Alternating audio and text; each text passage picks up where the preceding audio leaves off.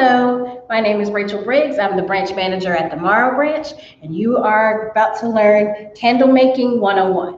So today I'm going to teach you how to make two different types of candles. The first is using your crock pot, and so all you need is some soy wax. I got a big bag of it from Amazon for maybe like $15, and it actually came in a kit, which actually gave me the wicks as well. And it has a little metal piece down at the bottom that you can add to your jar. But just in case, if you don't have the wick, you can use, now you want to make sure you get cotton string, and then you're just going to tie something at the bottom of your string to put into your wax to be your candle wick. What you're also going to need is a jar. I have mason jars. You can find any jar. So you go to the dollar store and get a plain jar. That could work as your candle. If you have an empty jar at home, that'll work as well. Some glue, which will be a little bit easy to add in your wick at the bottom of your candle.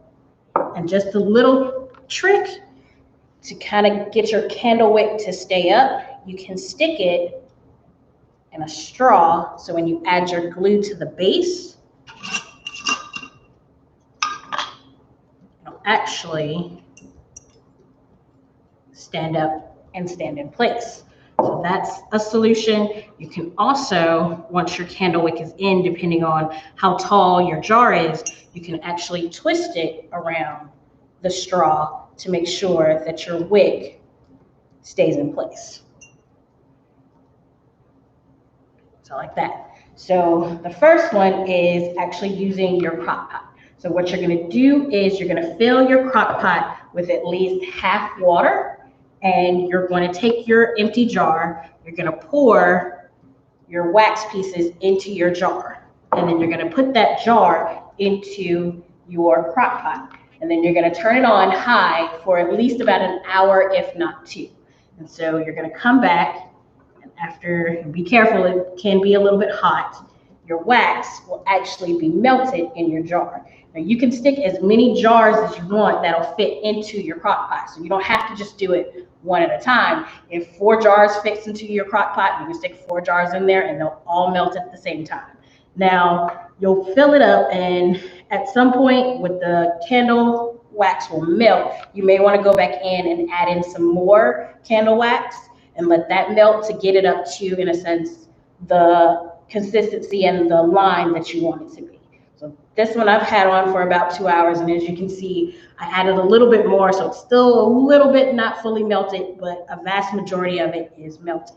Now when it's like this is the best time to add in your essential oils. So I'm doing grapefruit and lemon. I kind of want a summer one. So you're just going to do a couple of drops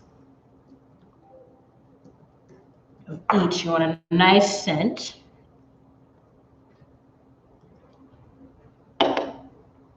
And then after all your wax is melted, you're just going to leave the candle sitting out so that it'll reharden.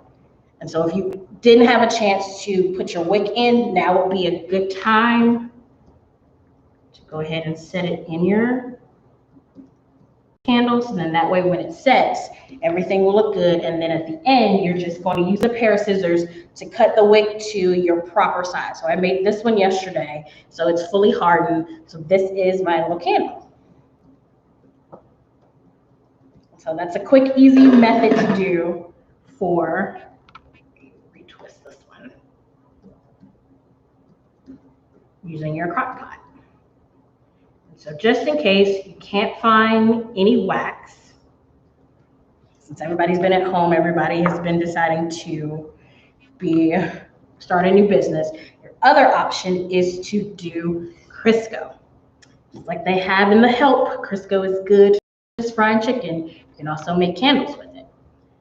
And so what you're going to do is get you decent sized jar, scoop out some of the Crisco and put it into a microwave safe device. And so what you want to do is do enough to fill whatever size jar that you have. And so you're just going to melt it in the microwave. Do it for about 2 minutes. And then what you're going to do is pour it. And I melted this one a little bit earlier. into the jar. And so as you see, it's starting to solidify just a little bit, but it's still a little bit liquid. But now actually would, in a sense, be a good time for you to add your wick as well. And then I made this one. And you can also, when your Crisco is melted, if you're trying to get some color into your candle, quick thing is using crayons. You can actually break these apart, take the paper off first, break these apart, put it into your microwave safe bowl, and melt the crayons along with your Crisco. And so you get a nice bright color. Now you're gonna wanna do at least 4 or 5 pieces of crayon to get the color all the way through. And then I did this one last night with Crisco. So we got a little bit of purple in it, but it's mainly white. It's kind of polka dotty a little bit. But this one I did last night, clipped my wick, and then that is my candle. So that's 2 different methods you can do to do candle making at home. They're both very simple, both easy, and a quick cleanup. Thank you. Bye.